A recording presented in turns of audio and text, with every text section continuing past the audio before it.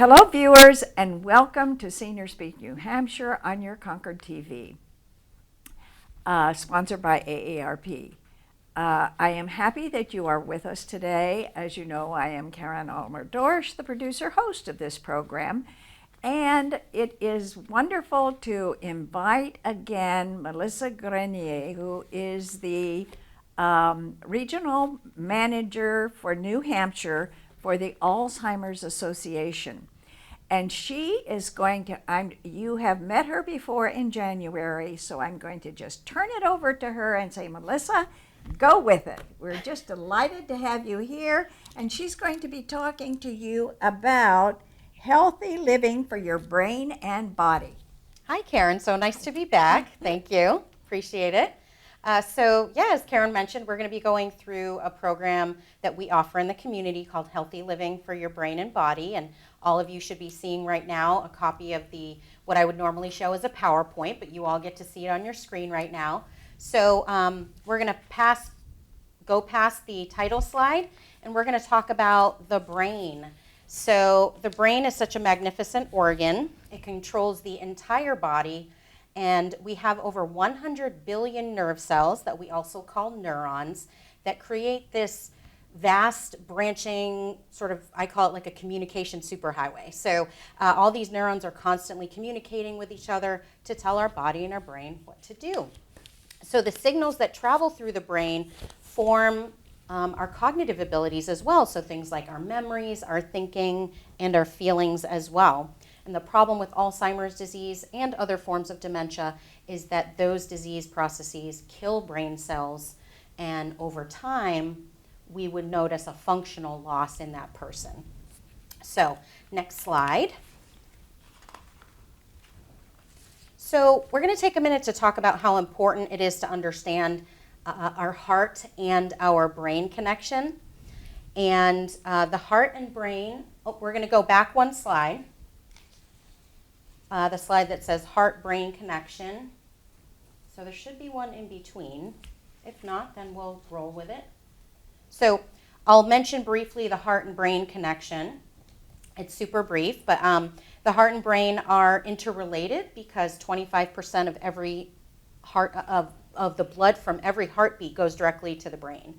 So if someone has a cardiac issue or a vascular problem where they're having, say, circulatory issues, then that could inhibit the proper amount of oxygen flow getting to the brain. So over time, that could potentially cause its own dementia, a vascular-related dementia.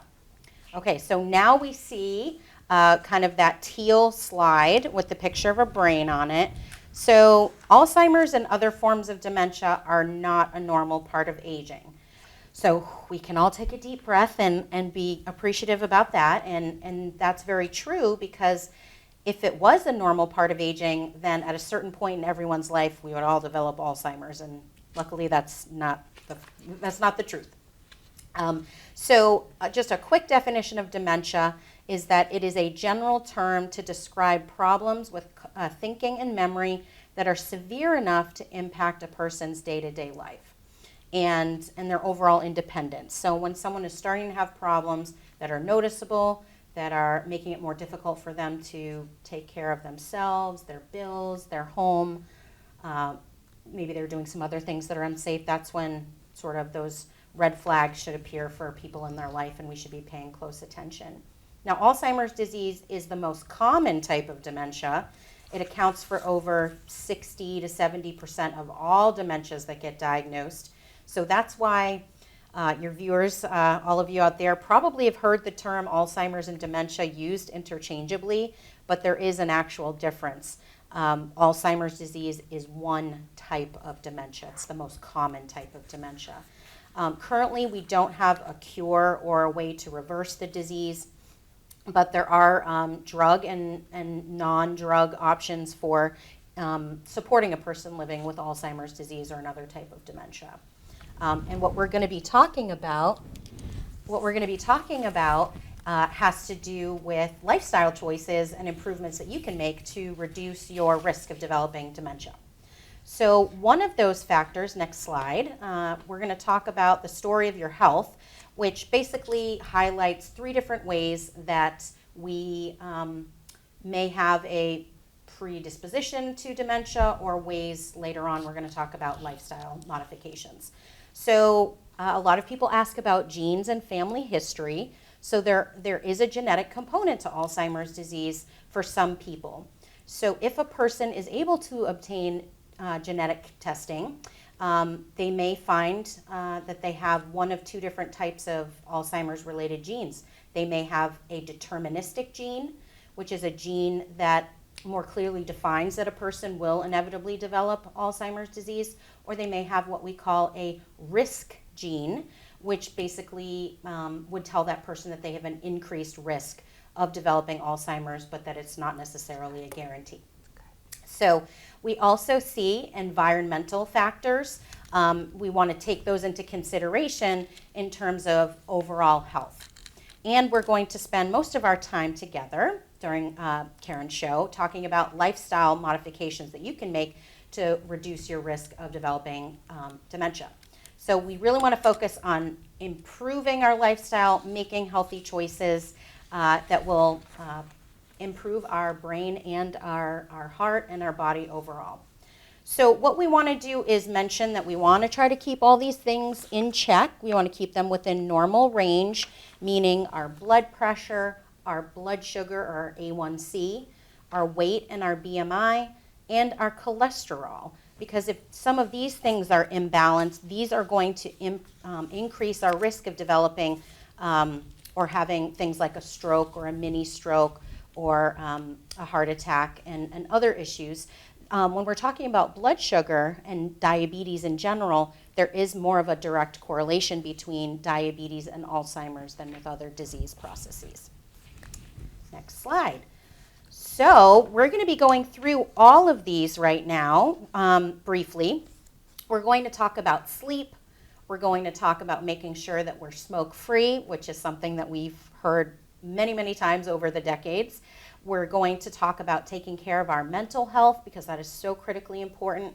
We want to move more, and exercise has been shown through numerous research studies to improve a person's overall health, and to that it's one of the most significant ways to reduce your risk of dementia is just moving more. We want to talk about nutrition and hydration. We want to talk about challenging and exercising our brain. And we want to talk about socializing. So socializing, all of us during the summer and our barbecues and family gatherings, it's all a good thing. So next slide, we're going to look at getting quality sleep. So sleep is so essential for our overall health and especially our brain health, because it allows time for our brain to rest and to recuperate. Obviously, our brain never goes to sleep completely. That would be a problem. But it needs that time to process and, again, to recuperate. So what the science tells us is that, of course, as a reminder, that sleep impacts overall health. It affects our ability to maintain things like our blood pressure and our blood sugar. And if we don't get enough sleep, that can cause problems with memory and thinking. And I'm sure many of you out there can think of times, whether it's when you had a new baby, or when you were stressed out at work, or you had someone that was ill and you had to care for them 24 hours a day. You're probably not getting an adequate amount of sleep, or sort of a regular rhythm to your sleep. So that sleep disruption can also throw you off and make you feel not like yourself. I know that happens to me sometimes, and you don't feel like yourself. Your memory isn't as good, your concentration, multitasking, no es bueno. So some tips for quality sleep. The next slide that shows what look like sticky notes, Post-it notes. So controlling the room temperature or the amount of lighting to what you prefer can be really helpful. So cooler temperatures sometimes can improve a person's quality of sleep. And we want to make sure that lighting is dim, or that it's subtle if it's there at all. We really want to encourage you to create kind of the best sleep environment that you can. Turn off screens. So I don't know about you, but I have a bad habit of skimming through my phone or playing an electronic game or something right before bed, and that stimulation can actually keep us awake even when we're trying to fall asleep. So we want to try to avoid that. And if you are experiencing ongoing sleep problems, we definitely encourage folks to go see their physician to talk about, is it just a matter of stress and a person is, experiencing some minor sleep problems? Is it sleep apnea? Is it something else? So we want to pay attention to that. Because again, if it is, for instance, sleep apnea, and you're not getting enough oxygen to your brain, you're not even realizing it because you're asleep. And so we want to make sure that we're addressing issues with sleep so that you're getting enough oxygen, you're breathing well enough, and you're getting that rest. So we're going to go to the next slide, and we're going to look at being smoke-free. So, not smoking is so good, is a really important lifestyle change that you can make to reduce your risk of all kinds of chronic disease processes. And smoking has a direct impact on the health of your brain as well as your heart and other parts of your body, your lungs certainly. So we're going to take a look at what the science tells us. Studies have found that smoking increases the risk of dementia and cognitive decline overall. So quitting smoking may reduce a person's chance of developing cognitive decline back down to the level of a non-smoker. So the longer a person goes without smoking, the better off they are, certainly. So I know quitting smoking is so difficult, but in terms of the longevity of it, the longer you go without smoking, the lesser the risk of you developing dementia and having other chronic disease processes.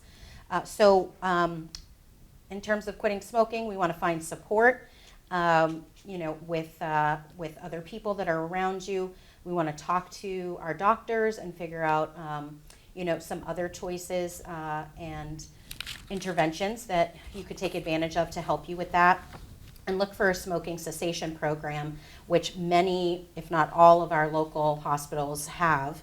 And the Department of Public Health. There are a lot of avenues where you can get supports for reducing and eventually eliminating smoking. And although we don't have a lot of information on vaping, I would be curious about how other sort of non-cigarette modes of smoking, so to speak, may impact things in the future. So when we're talking about taking care of our mental health, we're going to the next slide.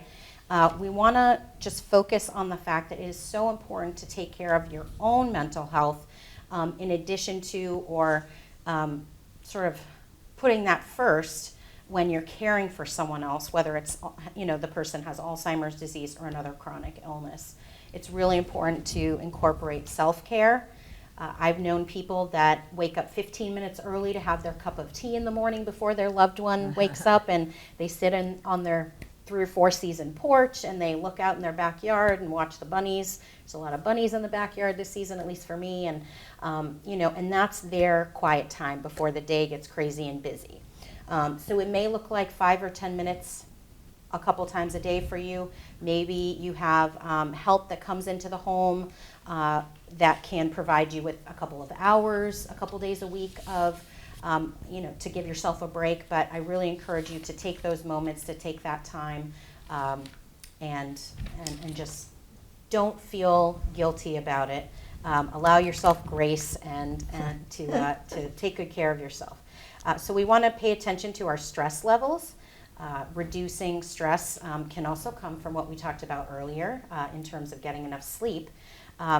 But paying attention to stress levels and symptoms of things like anxiety and depression can be really helpful. If you're not feeling like yourself, we want you to talk to others, get support. And when we say talk to others, we also want to include our healthcare providers as well, because they can work with us to figure out if there's a medication that might work well for you, if that might work in conjunction with psychotherapy, if there may be a dietary component. So we really want to encourage you, again, to incorporate self-care, and self-care includes our overall health and well-being and mental health as well. So Many healthy habits contribute to good mental health. So when we do some of these other things that we're going to talk about, when we get enough rest, when we get enough nutrition and hydration, when we go for walks out in nature, I know that those things help me with my overall mental and cognitive health. And when I don't get to do those things, like in the middle of winter and so forth, it definitely makes it harder. So some tips for self-care. Getting rest. I know that our little blue sticky note here says to take a nap. I will tell you that I would pay just about anything sometimes to take a nap. So that is such a blessing if someone can take a nap. But doing, simple things, easy things, like going for a walk or laughing or dancing, listening to music, whatever is going to make you feel rejuvenated, and even if it's a little bit, if it makes you feel better a little bit, then I say go for it, and if it's safe. Singing a song, baking something. I'm a big baker. Or get those chores out of the way. I know when I'm stressed out, I tend to just go right for the chores that I normally put off. Reading a book, watching a funny video, or finding one of those cute videos on YouTube or Instagram or Facebook that are like little babies laughing hysterically, or little puppies rolling all over each other. It doesn't have to be anything complicated. It could be something simple that just makes you feel good. Get moving. So on the next slide, we're going to talk about exercise, which we all know that we should be doing anyway, right? But now there's a lot of research that directly connects it with a decreased risk of developing dementia, which who doesn't want that, right? So physical activity can improve brain health and other things like our blood pressure, our overall, circulation and so forth. It makes us feel better. After, you might be like, oh, it's hot outside. Maybe not today. It's like in the 90s. But, even if it's a little bit warm outside, if you go for a gentle walk, an easy walk on a trail or, around your neighborhood, when you get back, you're going to feel successful. You're going to feel good about yourself. And that's an accomplishment. So what the science tells us about moving is that consistent cardiovascular activity will reduce your risk of cognitive decline. And so when we say cardiovascular activity, we don't mean go run a marathon. We mean, yard work or some chores, or again, going for a walk, or going for a bike ride, or dancing. It doesn't have to be, moderate to really significant cardiovascular activity. Especially if you haven't done those activities. You don't want to start doing something that is going to, where you might injure yourself, let's just say. So physical activity may directly benefit brain cells and reduce other risk factors. And for most people, any increase in movement can have a really big impact on the person's overall health. So what we like to say is if you haven't started, then start now and start small. So maybe you go for a walk for 10 minutes, and then a week or two later you go for 15 or 20 minutes. It's really up to you, and I always encourage people to do something they like. So I really like to kayak. So in the summertime when I get to kayak, that's what I prefer to do. But not everybody likes kayaking. Not everybody likes the water. So for them it would be torture. For me, it's kind of my goal. So find things that might already be part of your day. So walking around the neighborhood, taking the dog for a walk, doing more stairs. I like to park far away from wherever I'm going, whether it's a store or someone's house. I try to park a little further away, or take the stairs when I'm going up to the third floor of a doctor's appointment. All that extra movement adds up over the day.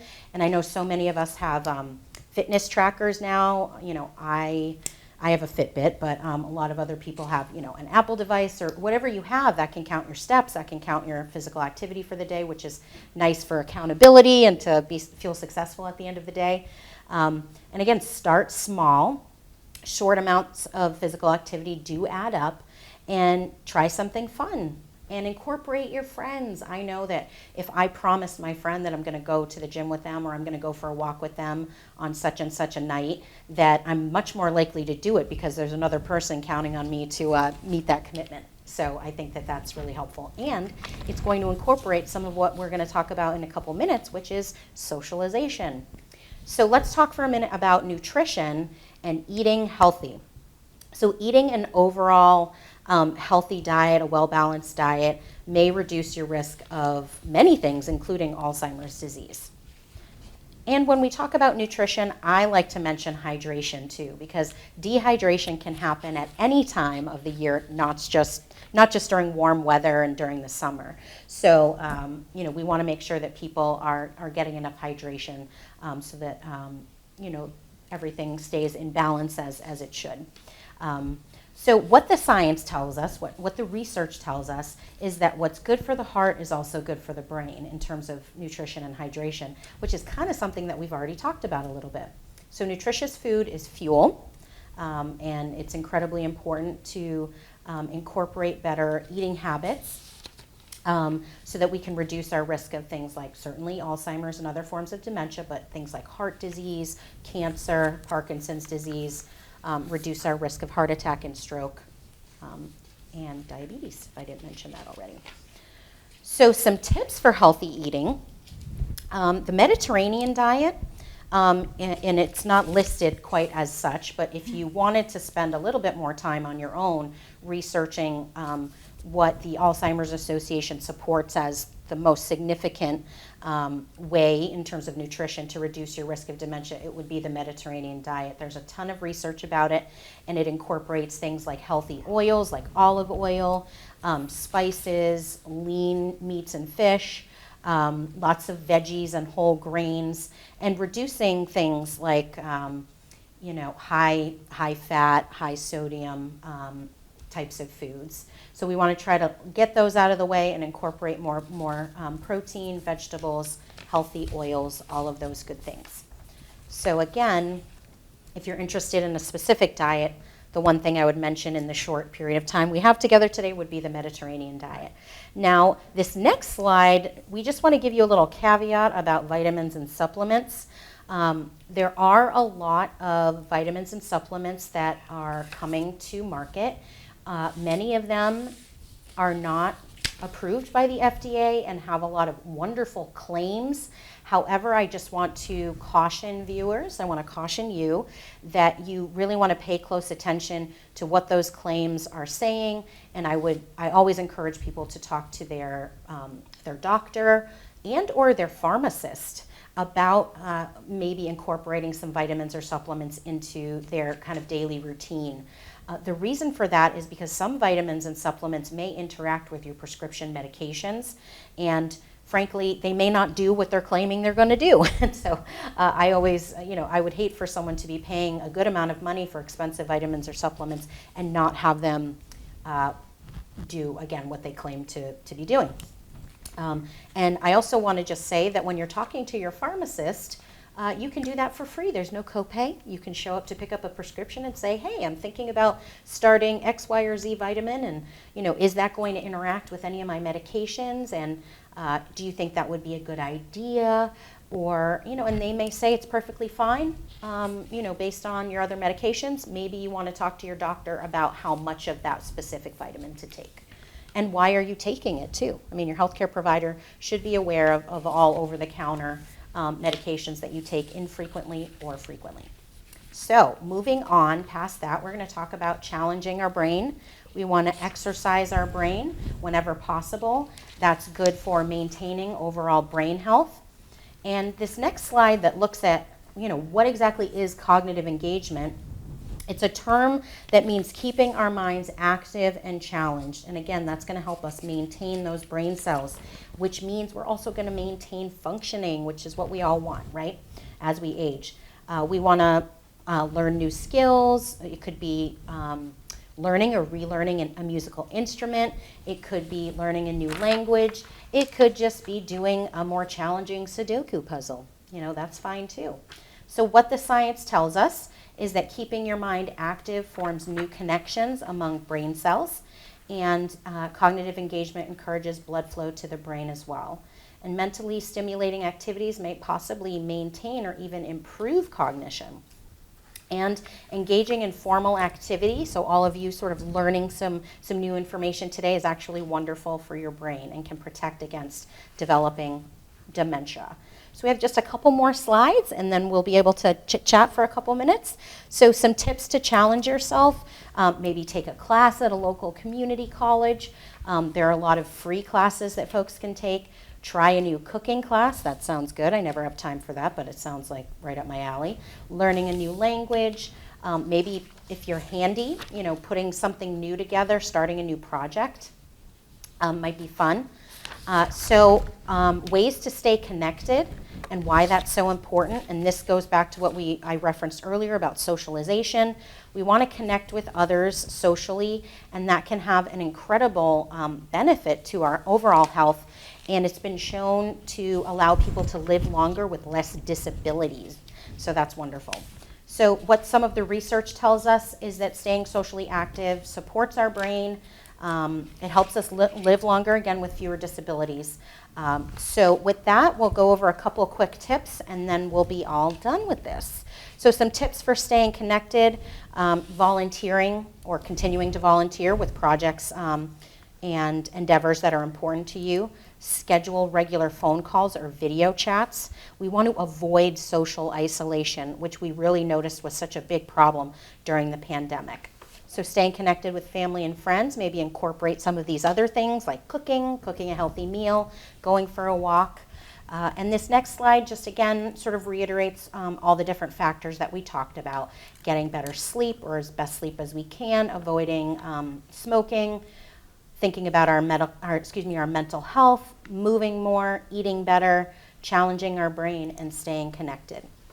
And this last slide just quickly goes over how you can reach out to the Alzheimer's Association, and we're available at no cost 24 hours a day. Melissa, thank you so much for this wonderful presentation. And it's a lot of information. Yes, it is a lot of information. People, you can look at it again, as often as you want on YouTube. And thank you again, Melissa. And until next time, be good, do good, be one.